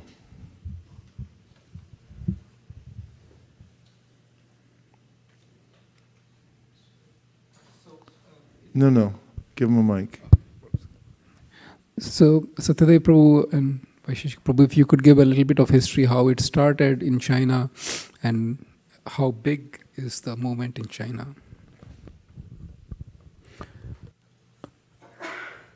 Well, the first person who went to Hong Kong was Borijan Prabhu, who was, he went there in 1970. And just like Vaisheshika Prabhu was mentioning about so many devotees, when they went out to spread Krishna consciousness, they went to those countries just like Srila Prabhupada did, with nothing, without knowing anyone. And Borijan Prabhu, he pushed down in Hong Kong for many years. And then in the early 90s, I think maybe 91, Srila Prabhupada sent Tamal Krishna Maharaj to mainland China. And, That's, yeah. Yes, like 91. 70s. Yeah, so Borijan went to Hong Kong in 70, but no one had gone to mainland China. So I think Tamal Krishna Maharaj was the first one to go to mainland China. Of course, he was sent there by Srila Prabhupada in around 86. No, 76. No, 76. 1976, but I don't know if he actually went there then. Yeah, he did. Yeah. Well, actually, he started, he and Drishtadyumna Maharaj at the time was getting ready to go in there, and they were tooling up for that. Anyway, I think that the main way they began to spread Krishna consciousness there was through becoming yoga teachers. So some of Tamal Krishna Maharaj's godbrothers, the pioneers there like Nrsimha Maharaj and Giridhari Swami and a few others, Krishna Baladev, they became yoga teachers. And they were teaching Krishna consciousness at yoga centers.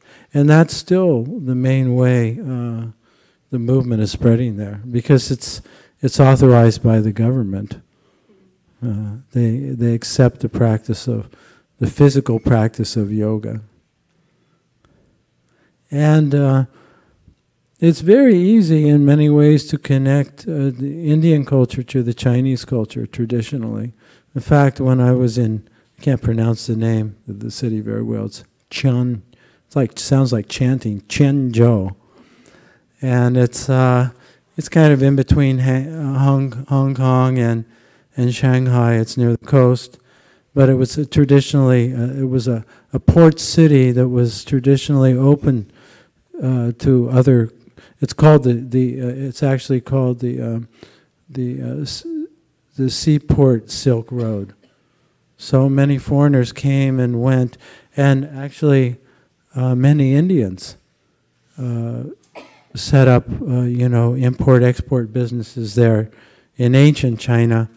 And I recently saw an ancient deity of Vishnu. There's been a Hindu temple there for like 500 years. And the deity is there, still worshipped by the local people, of Vishnu. It's an old stone deity, 4 arms. And so there's remnants, actually, of Indian culture there. And so in that city, even to this day, the government is much more, the local government is very much accepting of devotees and different religions, and and just the idea of foreigners being there, where you can go to other parts of China and you'll never see a foreigner there, and it's very kind of restrictive. So it's not all the same. It's kind of like America, you know, the difference between the coastal cities and the heartland, right? So anyway, Krishna consciousness was beginning to spread by yoga centers, and like I was saying, up until 2 years ago, the government had actually authorized the printing and selling of Srila Prabhupada's Bhagavad Gita and Srimad Bhagavatam, but now they've gone back and they've stopped that. But it was sort of opening up in that way, and devotees were selling lots of books online. The main preaching in China is through the internet. And actually, it's also the main way devotees associate with each other. They have japa circles, and they have Bhagavad Gita readings every morning, and they inform each other what's going on all through WeChat, and which is kind of like WhatsApp, and they sell a lot of books to non-devotees online, and even though it's so-called illegal now, that's the main way how the outreach is going on there. And so they're not really allowed to have temples and deity worship and these things. So the main focus is on Harinam, or chanting in small groups, not outside so much, but through the internet, getting people to come, having kirtans at yoga centers, and selling Bhagavad Gitas at the kirtan programs. And then people, they have this their own initiative. If they want to have association, they have to make it. And it's no big deal. You just meet in someone's apartment. You don't have to buy land or have a temple or anything. You just get together and hear and chant, and then just organically it spreads like that.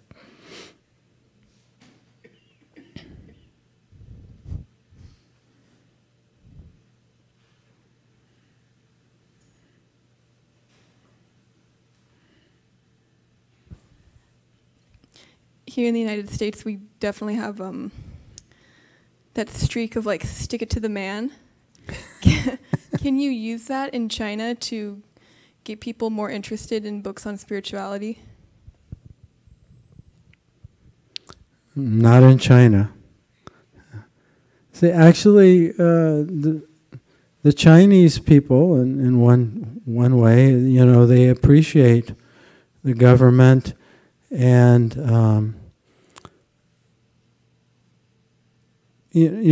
compared to America, from their point of view, it's a very safe place to live.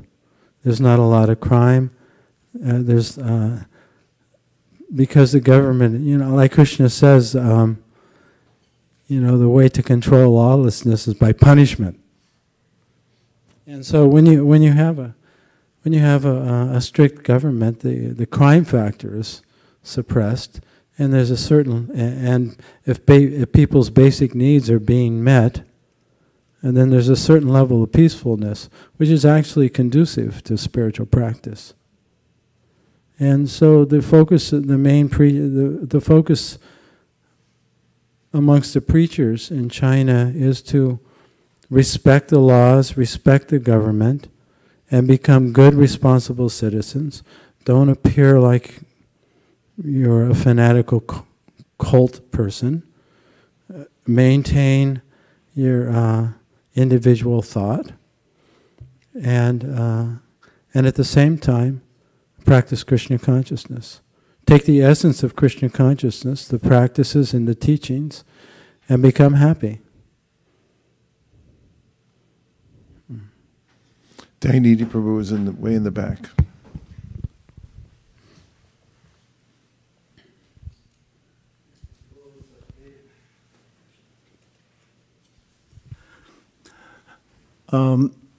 Do you know what changed? Well, I got 3 questions.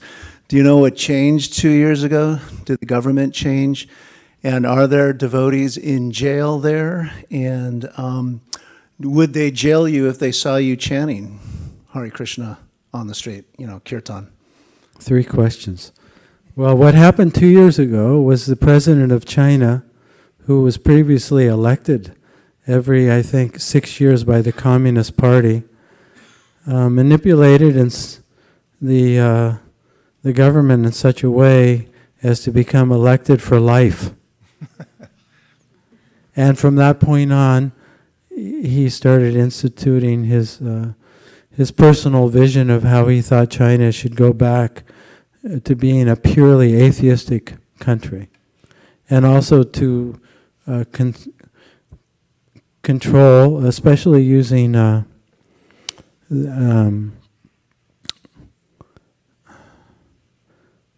facial recognition and these other kinds of technologies to control the masses of people, any kind of group, not only a religious group.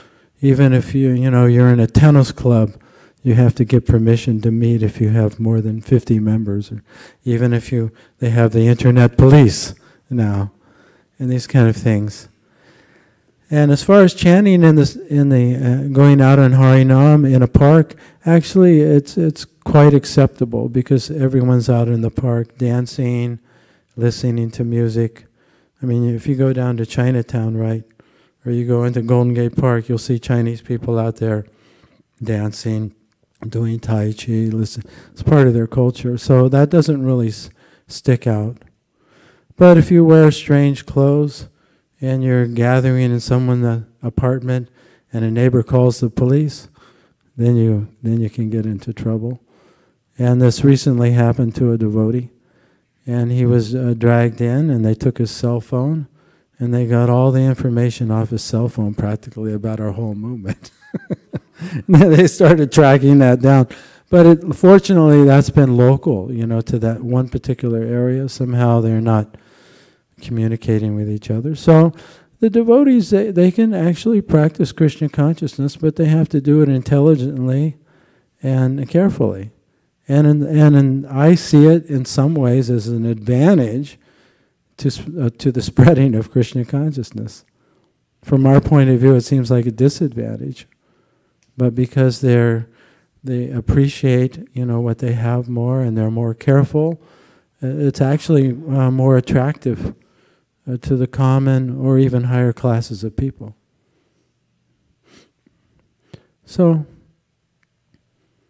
it can't be stopped, actually.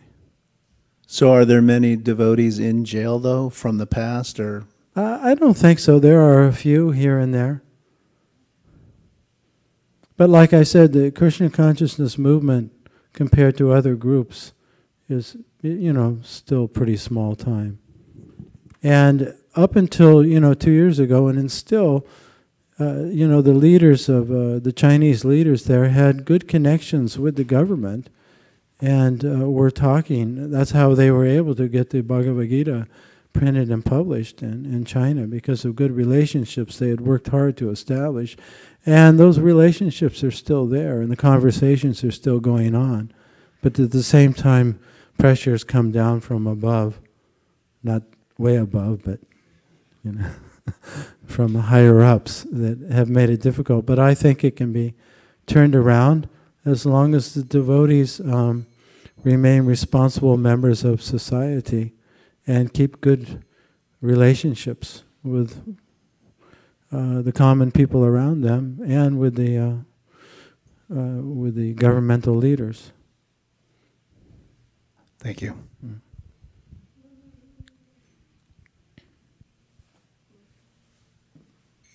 Just a few minutes left.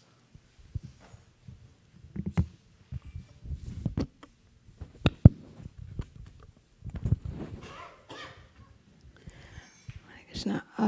In Bay Area, we see a lot of Chinese around the area, and especially the younger crowd who come from China for studying.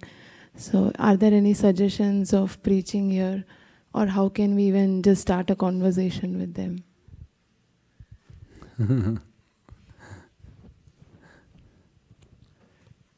Well, most of the Chinese that are living here probably speak English, so I don't think language is such a barrier. But it's good to have, books in Chinese. And some of the translations are pretty good, compared to the Japanese translations. And I think it's just like any anytime you're, trying to give Krishna consciousness to others, it's just as important to cultivate this, to cultivate the soils that is to plant the seed, as it is to water the seed, as it is each part of the process is important. So you would have to go into the Chinese community and connect with them Krishna consciousness according to their interests. And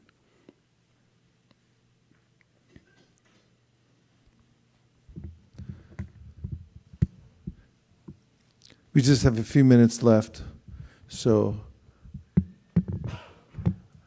I wanted to appreciate all the hard work that you're all doing here, going through the marathon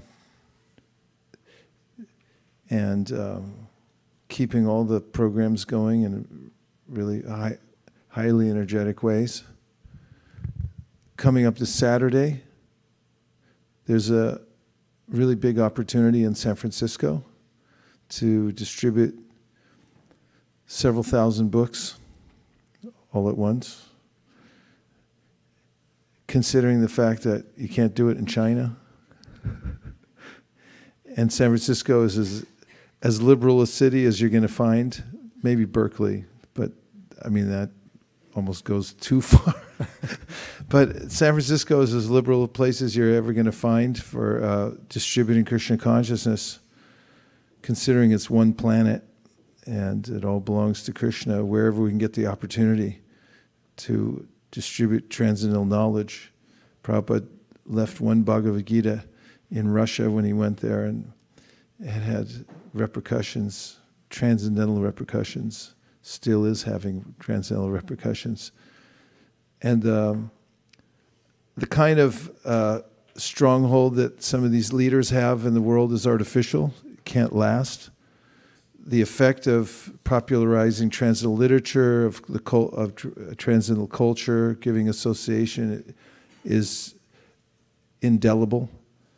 So consider that.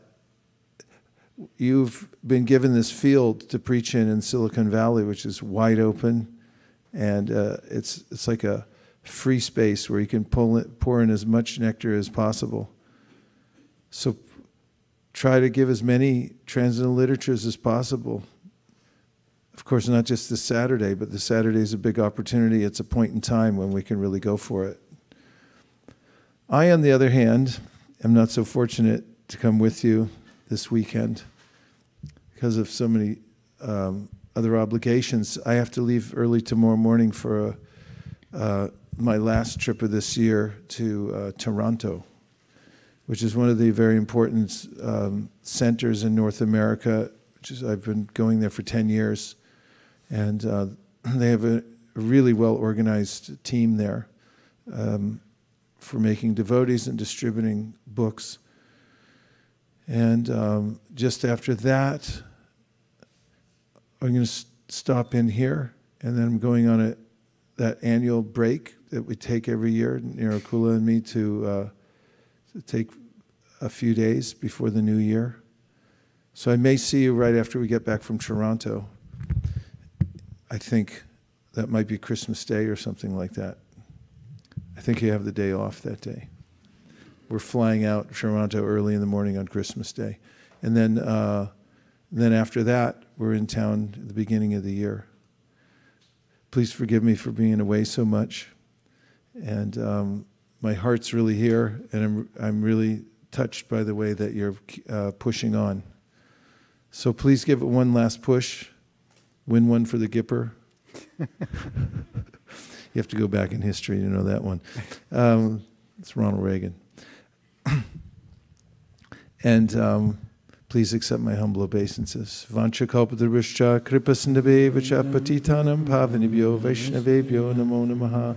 And let's give a special thanks to Satyadev Prabhu for making...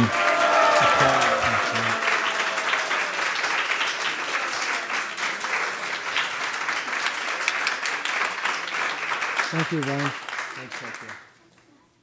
Gaur Premanande Haribo.